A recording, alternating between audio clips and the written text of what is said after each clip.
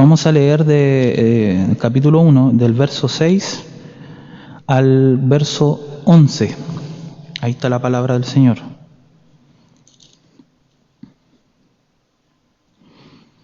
Entonces, abriendo nuestra Biblia, ¿cierto? Habiendo encontrado la palabra, vamos a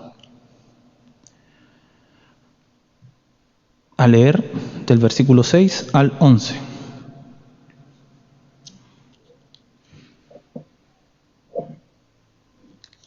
Dice así la palabra del Señor. Hubo un hombre enviado de Dios, el cual se llamaba Juan. Este vino por testimonio para que diese testimonio de la luz, a fin de que todos creyesen por él. No era él la luz, sino para que diese testimonio de la luz. Aquella luz verdadera que alumbra a todo hombre venía a este mundo. En el mundo estaba, y el mundo por él fue hecho, pero el mundo no le conoció. A lo suyo vino, y los suyos no le recibieron. Amén.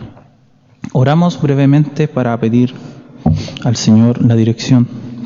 Padre Santo, verdadero Señor Jesucristo, te pedimos, Señor, por misericordia que tú puedas ocuparme, Señor, que tú puedas hablar a través de mí. Sabemos que esto, Señor amado, es una responsabilidad delante de tu presencia para poder dar el mensaje, Señor, para poder dar este estudio, para poder dar el consejo que tú tienes, Señor, de su palabra para cada uno de nuestros hermanos que están conectados y quizá después lo puedan ver más adelante.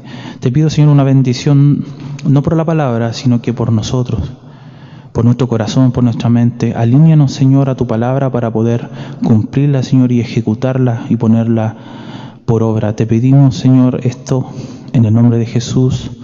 Amén. Amén, mis hermanos.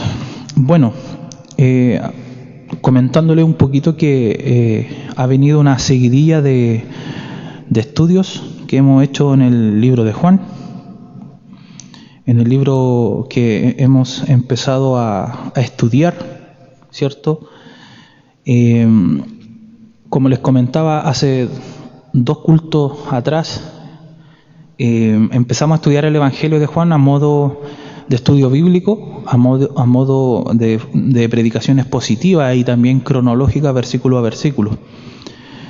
Y continuando con el estudio del libro de Juan, hoy nos encontramos en el versículo 6. Hoy día vamos a estudiar el versículo 6 hasta el versículo 11. ¿Ya? Esta es la tercera parte, ¿cierto?, de la enseñanza del libro de Juan, lo cual van a venir varias más porque vamos, como les comento, vamos a ir repasando, ¿cierto?, todo el capítulo 1. El día martes 15 empezamos a estudiar el libro de Juan y vimos, ¿cierto?, los versículos del 1 al 3. Y también el día martes 29 de junio vimos en la segunda clase, en el segundo sermón, en el segundo estudio, vimos los versículos 4 y 5. ¿Ya? En el versículo 1, 2 y 3 de la primera clase vimos a Jesucristo preencarnado, ¿cierto?, antes de su encarnación, y como creador. Ya en la clase subsiguiente, versículos 4 y 5, vimos a Cristo como la vida y como la luz. Y hoy vamos a ver un cambio rotundo que hace el evangelista Juan escribiendo este libro, hablando de la vida y ministerio de un hombre, de Juan el Bautista. Tenemos que entender que el versículo 6 hace, en primer aspecto, ¿cierto?, vemos un contraste, porque estamos leyendo del versículo 1 hasta el versículo 5 y Juan está dedicando todos estos versículos a hablar de un personaje, de un ser infinito, Jesucristo preencarnado, igual al Padre y también autoexistente como Dios mismo, porque tiene vida en sí mismo. Él es el Verbo porque es la personificación de la comunicación de Dios. Él es la vida porque Él es la vida eterna misma que da vida a todo lo que existe. Él es la luz porque Él es el único iluminador verdadero, quien ilumina toda realidad espiritual. Y eso sería la idea que encierra los versículos del 1 al 5. Pero el evangelista Juan, ¿cierto?, el discípulo amado, el cual nunca se refiere a sí mismo como el nombre Juan, sino que él se dice de sí mismo el discípulo que Jesús amó, hace un cambio rotundo en el versículo 6. Viene hablando del no creado, del Dios eterno, preexistente, coexistente, autoexistente, que existe por sí mismo, el Dios eterno, creador de todas las cosas, y nos encontramos en el versículo 6 que hay un cambio. Y dice, hubo un hombre enviado de Dios, el cual se llamaba Juan. Y según los evangelios sinópticos, que son Mateo, Marcos y Lucas, nos vamos a dar cuenta de que este Juan que se está refiriendo el evangelista escritor es Juan el Bautista. Repito, el evangelio de Juan nunca registra a su escritor por sí mismo. Nunca Juan se refiere por su nombre, Juan, ¿cierto?, en su mismo evangelio. Y esto lo tenemos que entender.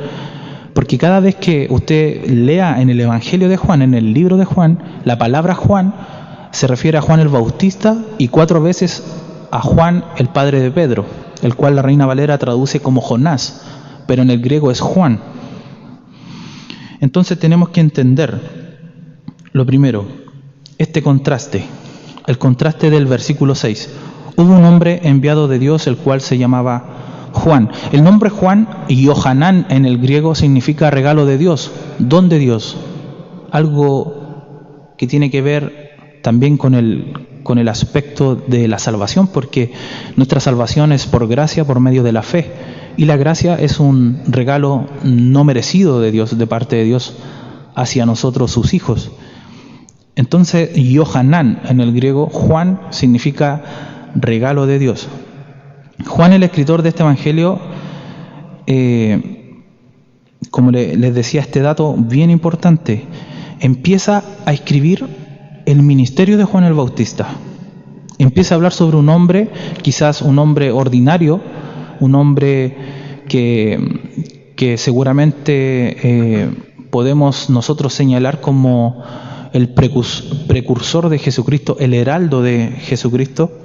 Pero a medida que vamos hablando de este estudio vamos a desarrollar que él no era un hombre común, no era un hombre ordinario, sino que todo lo contrario. Este hombre era conocido, o su seudónimo, ¿cierto?, o sobrenombre era llamado Juan el Bautista, debido al ministerio de bautizar en agua en el río Jordán. Porque él estaba llamando a la gente, avisándole a la gente, exhortándole a la gente, predicándole a la gente que el Mesías había llegado, que el reino de Dios, el reino de los cielos se había acercado a este mundo. Y Juan está gritando, está clamando, ¿cierto? Y está invitando a la gente que venga para oír al Mesías. La gente venía a Juan en arrepentimiento genuino, arrepentimiento verdadero. Ellos necesitaban arrepentirse de sus pecados, al igual que todos nosotros, todos los que entramos a formar parte del cuerpo de Cristo, todos los que entramos a formar parte de esta iglesia, de este cuerpo, ¿cierto?, como Pablo lo llama, un edificio. Entramos por creer en Jesucristo y por haber reconocido nuestros pecados y arrepentirnos de todo lo que nosotros hayamos podido hacer en nuestra vida pasada. Entonces, Juan estaba interesado, ¿cierto?, y predicando, y llamaba a la gente al arrepentimiento y al bautismo. Arrepentirse de sus pecados. Al escuchar a Juan decir que el Mesías estaba por aparecer, ellos necesitaban arrepentirse, enderezar sus corazones, simbolizar el deseo de ser limpiados y lavados del pecado. Por eso Juan los bautiza, lo cual era lo que le hacían a los gentiles que estaban afuera del pacto cuando querían convertirse en parte del grupo de los verdaderos adoradores que adoraban al Señor en espíritu y en verdad, y añadirse, por así decirlo, al pueblo escogido. Recuerde que todos los gentiles estaban fuera de los pactos. La ciudadanía de los gentiles no correspondía a tener una relación, una comunión con el Dios verdadero, con el Dios de Israel, con el Dios de los hebreos. Entonces el símbolo de bautizar que hacía Juan el Bautista era una demostración externa de algo interno. Ese es el objetivo del bautismo.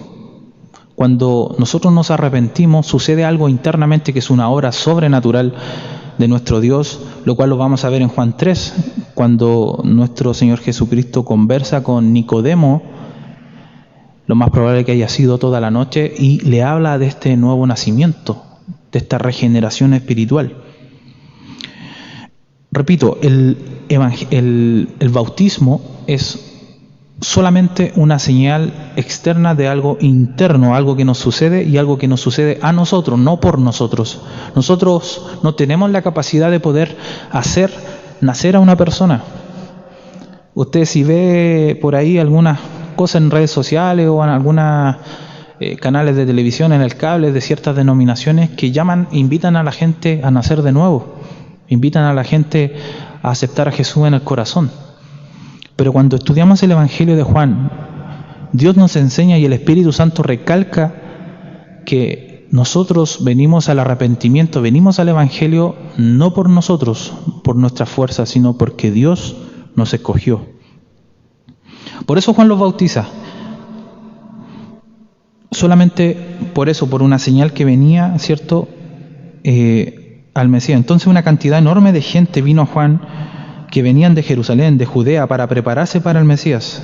Entonces llegó a ser conocido como Juan el Bautista, o Juan el Bautizador. Lo importante de Juan el Bautista es que él es el último de los profetas del Antiguo Testamento.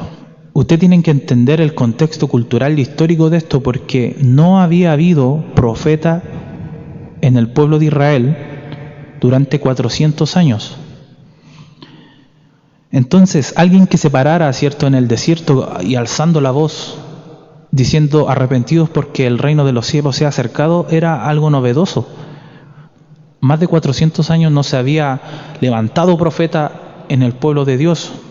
No había un precursor, alguien que preparara el corazón de las personas, sino que el judaísmo había caído en un estado de apostasía tremenda. Dios le revela esto a Jeremías y también a Ezequiel, llevándolos y dándole visiones de la condición espiritual y del corazón que tenía el pueblo de Israel, y le mostró las cámaras secretas, las abominaciones que hacía el pueblo de Israel, los líderes, los sacerdotes en el antiguo pacto, y Dios estaba desagradado completamente de este sistema religioso. La Shekinah, que en el hebreo significa la presencia de Dios, la gloria de Dios, Dios se había apartado del altar, del templo, y se había retirado. Y esa gloria la vemos nacer 400 años después en el vientre de una mujer virgen, la cual se llamaba María, madre de Jesucristo. Entonces podemos ver que esta preparación del corazón del pueblo de Dios es muy importante. Jesús dijo esto en Mateo 11:11. Él es el hombre más grande que ha vivido, nacido de mujer, y es el hombre más importante porque él alzó la voz diciendo: arrepentidos, el reino de los cielos se ha acercado, como dice Mateo 3:1. Y podríamos pensar por qué Jesús dijo que Juan el Bautista es el hombre más grande, más importante y más valiente. Podríamos hacernos esas preguntas. ¿Porque él era más intelectual? Claramente que no. ¿Porque era más espiritual? No. ¿Era alguien influyente? ¿Alguien que tenía predominaba en la sociedad? Para nada. Él es el hombre más grande que jamás había vivido hasta entonces, porque ningún hombre había tenido una responsabilidad tan grande o había tenido el mayor privilegio de presentar al Mesías a la gente, al pueblo de Dios. Y esto es histórico. Todos los reyes en la antigüedad, cada vez que un rey visitaba otro rey o iba a un reino que no era el de él, siempre mandaba un heraldo, siempre mandaba un precursor que preparara el camino, que no hubiera ningún accidente, que se preocupara de que el camino donde iba a transitar el rey y iba a hacer esa caravana, ¿cierto?, visitando la otra nación, no hubiera ningún peligro, no hubiera ningún bandido, no hubiera peligro de animales, etcétera. Preparaba el camino para que el camino estuviera limpio para la llegada del rey. y no tuviera ningún inconveniente. Entonces, Juan el Bautista hace lo mismo. Dios toma esa metáfora y hace exactamente lo mismo. Podemos decir varias cositas de Juan el Bautista que son bastante importantes. Juan el Bautista fue valiente, sincero, humilde y fue tan fiel a la predicación de la palabra que le costó su cabeza. Y eso es una lección para nosotros. Mateo 14 dice que él fue decapitado debido a lo frontal que era con su predicación, a lo frontal que él confrontaba el pecado y le decía los pecados a la gente, ¿cierto? Y nos vamos a dar cuenta de que una de las partes importantes de Juan fue que Juan el Bautista protestó, ¿cierto?, sobre la condición espiritual del rey Herodes. No sé si ustedes se acuerdan de esa parte en la Biblia. Sale en Marcos 6, del 17 al 18. Fue uno de los temas más duros que Juan el Bautista tuvo que enfrentar, que fue obviamente la reprensión pública del pecado de Herodes por causa de la mujer llamada Herodías, mujer de Felipe su hermano, lo cual hacía que él estuviera en un estado pecaminoso, ¿cierto? Juan en Marcos 6 le dice: no te es lícito tener la mujer de tu hermano. Y hasta el rey Herodes podemos decir que reconoció a Juan como un hombre y un varón santo y justo. Podemos decir muchas cosas de Juan el Bautista. Lo principal de Juan el Bautista fue que fue un enviado, fue alguien que Dios mismo preparó. Y ahí vemos la primera circunstancia, una señal bastante importante. Cuando yo leo esta parte de la Biblia me enseña de que Juan fue llamado en el desierto. Hoy en día la gente, cuando se le predica el Evangelio, muchas veces se le hace de una forma, o se le predica de una forma errada. Se le dice: ven al Evangelio, ven a la iglesia y tus problemas se acabarán. Dios te hará rico, Dios te va a prosperar,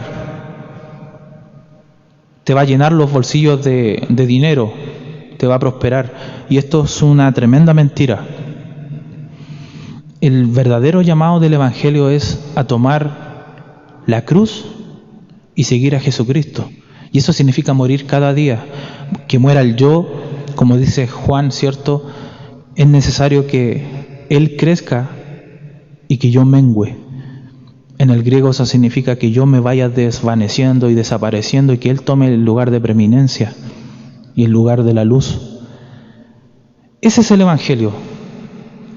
Amar a otros, entregar a otros, dar nuestra vida por nuestros amigos, dice Primera de Juan. Y esa es una lección primeramente que nos deja este versículo 6. Hubo un hombre enviado de Dios, el cual se llamaba Juan. Cuando Dios envía a alguien, Él prepara todas las circunstancias, todos los caminos. Y muchas veces nosotros podemos pensar de que Dios nos llama a un palacio, Dios nos llama a recibir sus bendiciones, Dios nos llama a, como le decía, a hacernos ricos, a ser potentados, ¿cierto? Y no es así. Dios nos llama al desierto. Y ojo con esto, hermanos, porque si pensamos de que Dios nos va a dar muchas bendiciones en esta vida, estamos equivocados. Estamos pensando en otro evangelio. El evangelio es difícil. El evangelio es un camino angosto. El evangelio es dar y amar a otros. El evangelio es, si alguien me golpea, no yo responder, sino que poner la otra mejilla. Muchas veces quedarnos callados.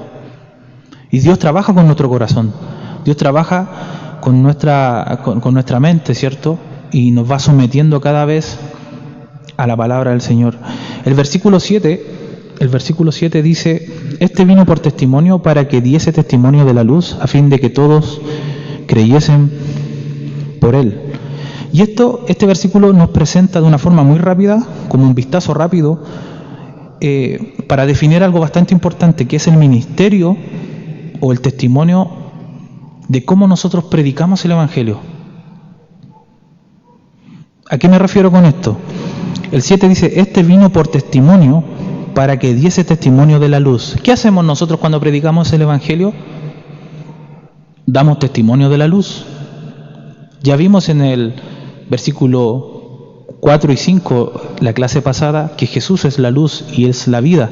Y cuando nosotros testificamos, ya sea en un pregón de calle, en el trabajo, ¿cierto?, a un vecino, a un familiar o donde sea, nosotros estamos haciendo testimonio, dando testimonio de nuestro Señor Jesucristo, y así predicar el Evangelio real, y Dios puede trabajar y Dios puede hacer una obra tremenda a través de su Espíritu Santo en esa persona. Lo he explicado otras veces, cuando usted predica el Evangelio, cuando usted predica Biblia, hay un poder detrás de esas palabras que no es un poder humano, no es un convencimiento de una idea, de una ideología, es el poder de Dios que está dentro de estas palabras santas, y Dios puede abrir, Dios esa mente puede iluminar y sacar esa ceguera que ha puesto el príncipe de la potestad del aire, dice Pablo en sus cartas, que ha cegado la mente de los incrédulos para que no le resplandezca la luz del Evangelio. Dios puede hacer esa obra solamente con predicación de Biblia, no de testimonios. El testimonio sirve, sí, porque atestigua que Dios es veraz y no ha cambiado. Pero hay un versículo de la Biblia que dice que nosotros no nos predicamos a nosotros mismos. Nosotros no somos el objetivo principal de nuestra predicación a una persona. De hecho, aquí está la clave, dice, este vino por testimonio. La palabra testimonio en el griego es marturia, que quiere decir, este vino para un testimonio. ¿Cuál es el testimonio? Hablar del reino de Dios, hablar de que el Mesías se había acercado, hablar de que Dios se reconciliaba con los hombres y mandaba a la segunda persona de la Trinidad para hacer una obra, morir en la cruz, resucitar y darnos vida eterna y justificarnos ante el Padre. Ese es el testimonio. Cuando decimos el Evangelio es por testimonio, ese es el testimonio de Cristo, no el testimonio de nosotros. Yo le puedo, y de hecho yo creo que varios hermanos lo han hecho, muchas veces contamos testimonios con buena intención, pero ahí no está el poder de Dios. El poder está en la palabra, dice la Biblia. La palabra entra como una espada, ¿cierto? Discierne los pensamientos y traspasa, llega al corazón, al espíritu. Es tremendo lo que nuestro Dios puede hacer a través de la predicación de su palabra. Este vino por testimonio, o para un testimonio, para que dice testimonio de la luz, de nuevo ocupa la palabra ahí, testimonio, testificar acerca de la luz, a fin de que todos creyesen por él. Y aquí hay otro concepto bastante importante. Cada vez que usted predica el Evangelio y le habla a una persona, esa persona creyó por usted. Eso es lo que dice en el griego. A fin de que todos creyesen por él. ¿Por quién? Por Juan el Bautista. La Biblia dice en otra parte, en los evangelios, dice que Juan era una pequeña luz. Juan era una pequeña luz que ardía.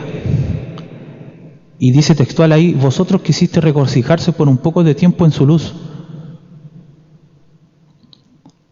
Pero Juan más adelante nos va a decir, incluso creo que es el 8, no era él la luz. Y esto parece contradictorio porque en otra parte de la Biblia dice que somos la luz del mundo, ¿cierto? Pero yo les voy a explicar esto según el griego. Cuando nosotros nos referimos a que nosotros no somos la luz, claro que no somos la luz. Jesucristo es la luz. Nosotros somos una luz derivada. Y se lo explico con el siguiente ejemplo. Nosotros podemos tener un candelero, una lámpara o una vela. Y piensa esto, la llama es Jesucristo y nosotros de alguna forma somos la vela. Pero hay velas apagadas. Hay velas que no poseen el fuego, que no poseen el poder iluminador de la luz. Entonces la Biblia en el griego está diciendo que nosotros somos una luz derivada. Y esa palabra es lupnos. Cuando nosotros somos la luz del mundo es lupnos, somos una lámpara portátil, el cual el Espíritu Santo nos enciende para poder alumbrar. Pero sin el Espíritu Santo nosotros no podemos hacer nada. No podemos dar testimonio, no podemos predicar, no podemos hablar de su palabra. Este vino por testimonio para que ese testimonio de la luz, a fin de que todos creyesen por él. Cuando usted predica el Evangelio, la gente cree por usted, a través de usted. Pero la gloria se la lleva al que es la luz, el que es la vida. Somos un parlante. Juan el Bautista contesta, dice, cuando le van a interrogar, que lo vamos a ver una clase más adelante, ¿cierto? Unas clases más adelante, le dice, ¿eres tú el profeta? No. Dinos quién eres entonces. Le hacen 3 preguntas y él dice, no soy lo que tú me estás preguntando. Y dice, yo soy una voz, solo una voz que clama en el desierto. Y ahí está la clave, somos solamente una voz, somos solamente un parlante. Ni siquiera es la voz de Dios, sino que Dios clama a través de él en el desierto diciendo, yo solo soy una voz que clama en el desierto. Enderezad el camino, enderezad sus corazones, eso es lo que significa. Volveos a Dios, arrepentidos y convertidos, que es la base del Evangelio, a fin de que todos creyesen por él. Entonces Dios ocupa parlantes, Dios ocupa instrumentos consagrados, y Dios va trabajando a través de circunstancias de la vida y nos va moldeando a través de su palabra. Pero usted no se mire en menos, usted es un parlante, es un portavoz del Evangelio, de la voz de Dios.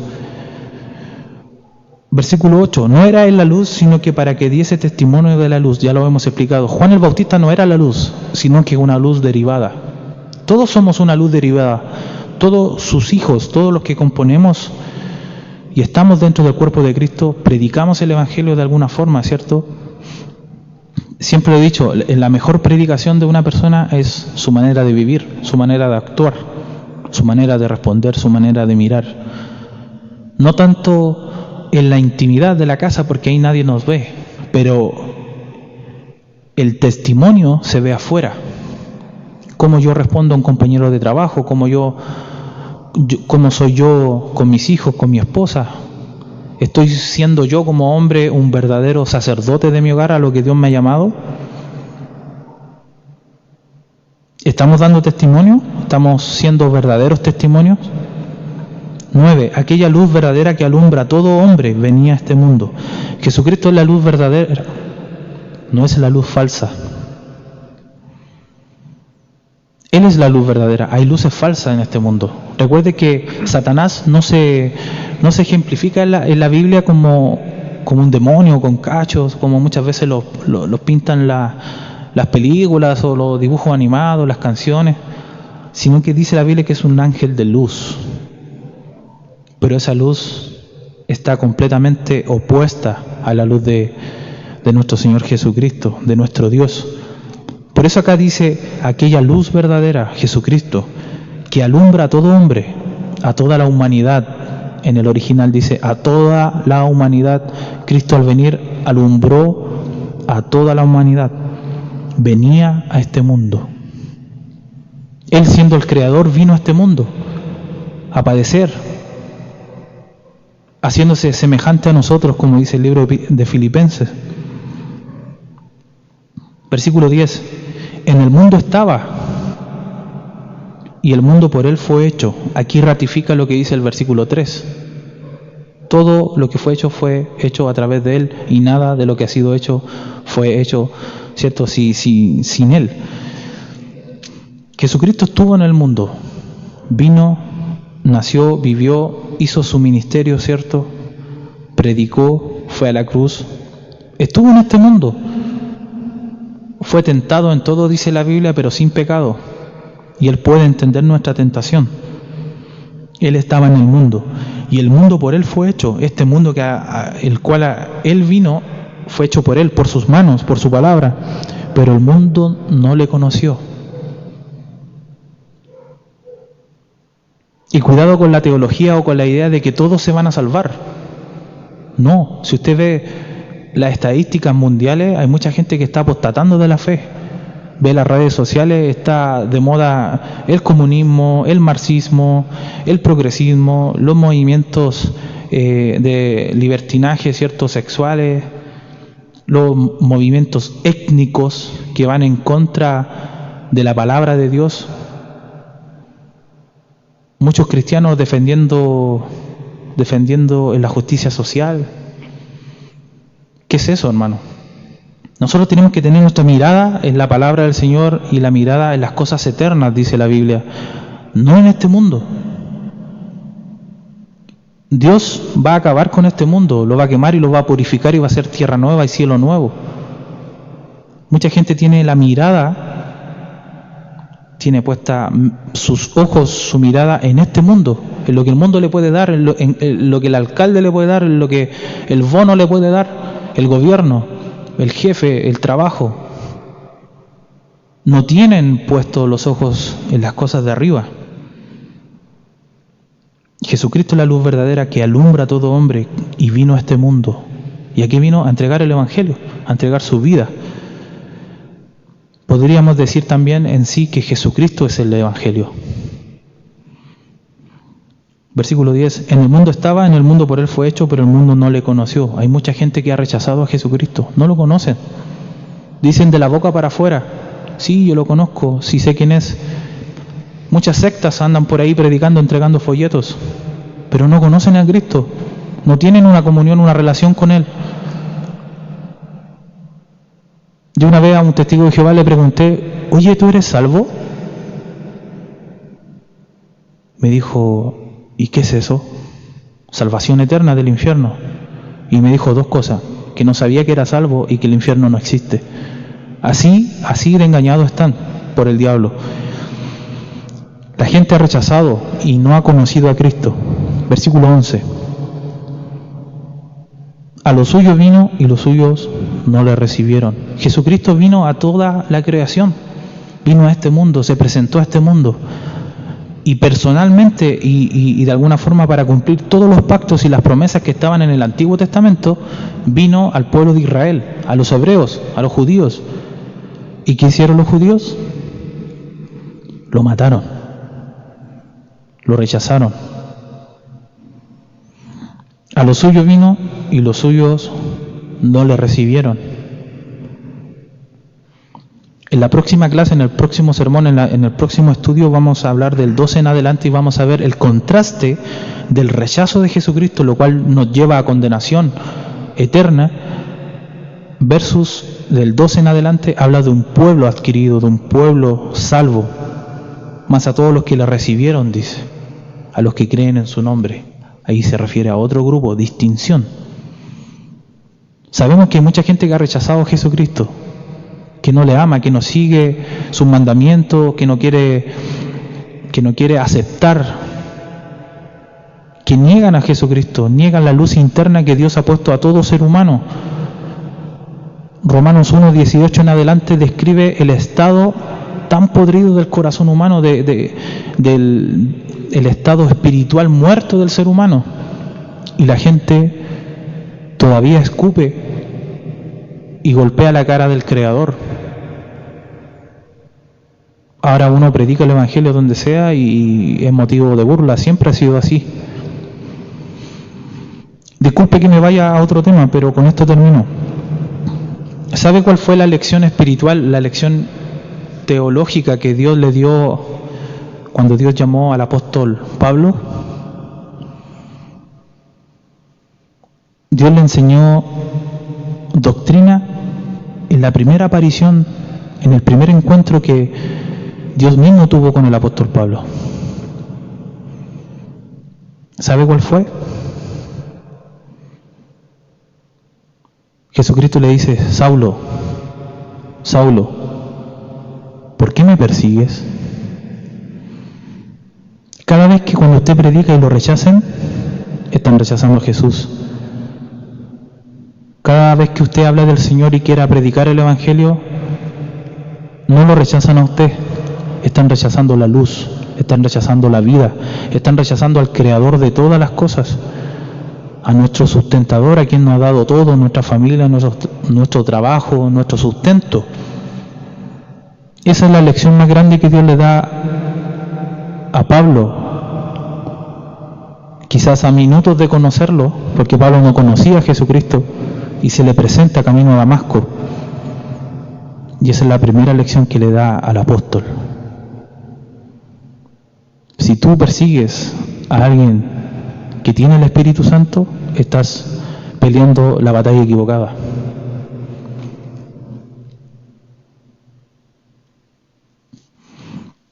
Mis hermanos, lo vamos a dejar hasta aquí por un tema también de tiempo, ¿cierto?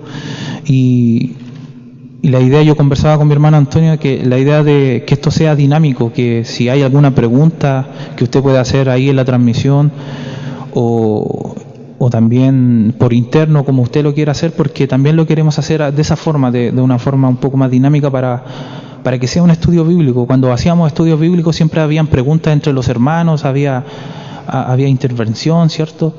Si usted tiene alguna pregunta que pueda hacer en la transmisión, no hay ningún problema, o mi hermano también acá la puede leer y podemos hablar de la lección, solamente de la lección de los versículos 6 al 11. Y vimos dos temas: la vida y el ministerio de Juan el Bautista y el rechazo de la luz y de la vida, el rechazo de Jesucristo. ¿Qué ocurre con las personas cuando rechazan al Creador? Así que, mis hermanos, para el Señor siempre, solamente para Él, la honra y la gloria.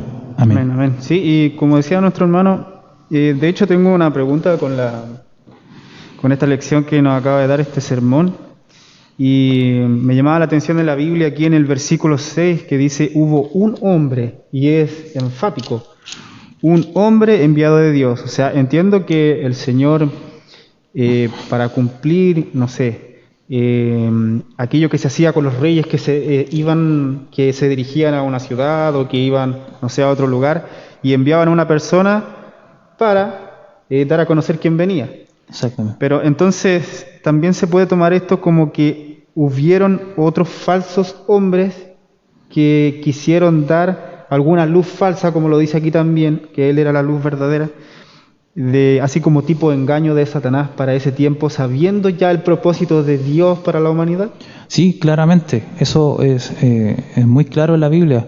Lo primero, comentar que hubieron 400 años de silencio donde Dios no inspiró profeta, no mandó mensaje y tampoco inspiró libros. Pero si usted investiga un poco más, por ejemplo, los libros apócrifos, ya que la palabra apócrifo significa escondido, existen muchos libros apócrifos que hablan de ese periodo de 400 años. Y muchos están en la Biblia católica, otros libros están solamente en libros apartes. Pero dentro de estos libros, para responderle a mi hermano, hablan sobre la aparición de profetas. Por ejemplo, los macabeos, primera y segunda Macabeos, que sale en la Biblia católica. Ahí mismo en el versículo de primera Macabeos 9:27 dice que Dios no inspiró y no mandó a ningún hombre en el periodo de los 400 años. Entonces lo leemos en un libro histórico que es los Macabeos, pero ¿cómo nos damos cuenta de que ese libro es inspirado, está dentro del canon de la Biblia de los 66 libros o no pertenece al canon de los 66 libros? Y el mismo libro responde: Dios no mandó profeta en todos esos años.